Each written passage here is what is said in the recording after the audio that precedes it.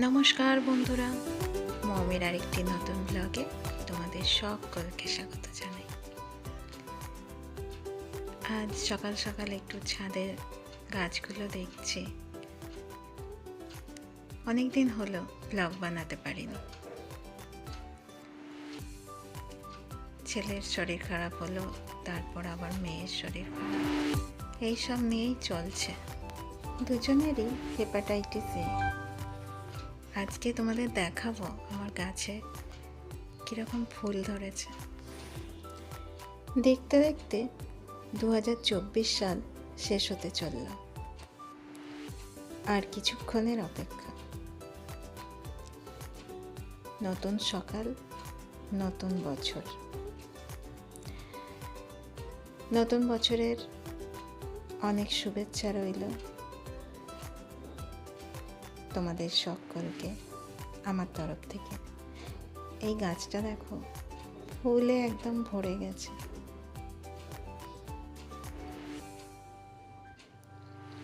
এই একই গাছ চারাগুলো এইভাবে বসিয়েছিলাম অনেকগুলো টবে।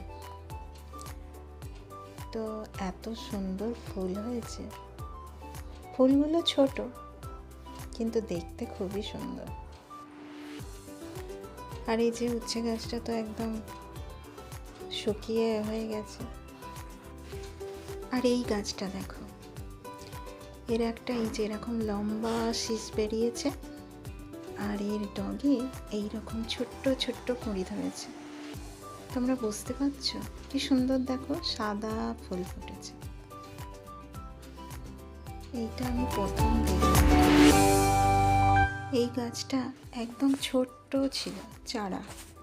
তো আমাদের এই এক কাকিমা শাশুড়ি দিয়েছিলেন। তো এটা বসিয়েছি, গাছটা অনেকটাই বড় হয়ে গেছে যখন রাস পূর্ণিমা হলো তার আগে। তো গাছটা এখন এই যে এতটা বড় হয়ে গেছে, পাতাগুলো বড় বড় হয়েছে। আর খুব সুন্দর একটা রং গাছের, সাদাতে হালকা সবুজ।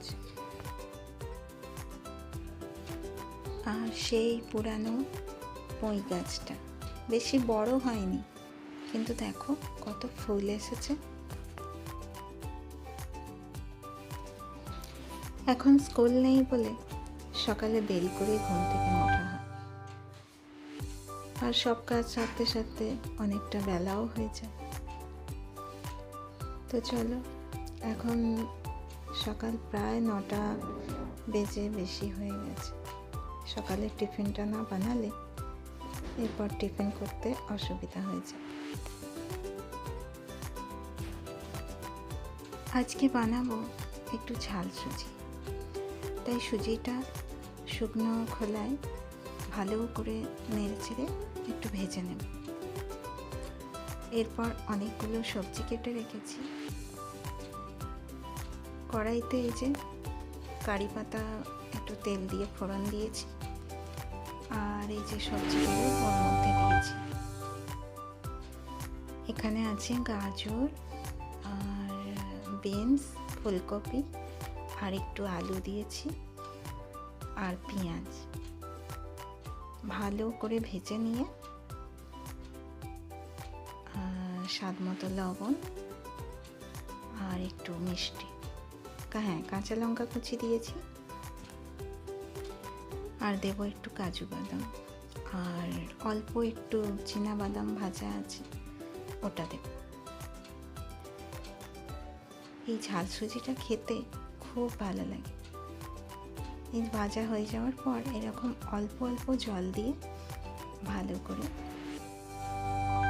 সিদ্ধ করে নেব। একটু ঢাকা দিলেও ভালো হয়, খুব তাড়াতাড়ি হয়ে যায়। হতে বেশি সময়ও লাগে না, কিন্তু খেতে অসাধারণ হয়। আমার তো বেশ ভালো লাগে। টিফিন সারার পর এই যে এইদিকে মেয়ের জন্য একটু ঝোল বসিয়েছি, আর এখানে হচ্ছে করলা ভাজা।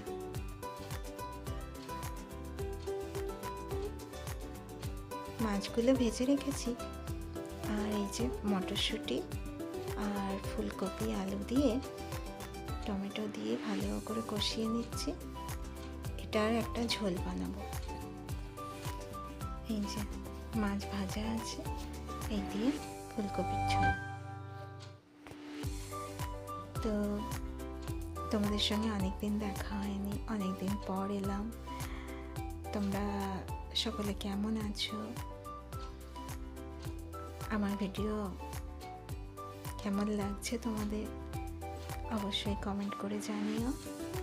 যদি ভালো লাগে তো একটা লাইক করে দিও, আর আমার চ্যানেলটাকে সাবস্ক্রাইব করে আমার পাশে থেকো।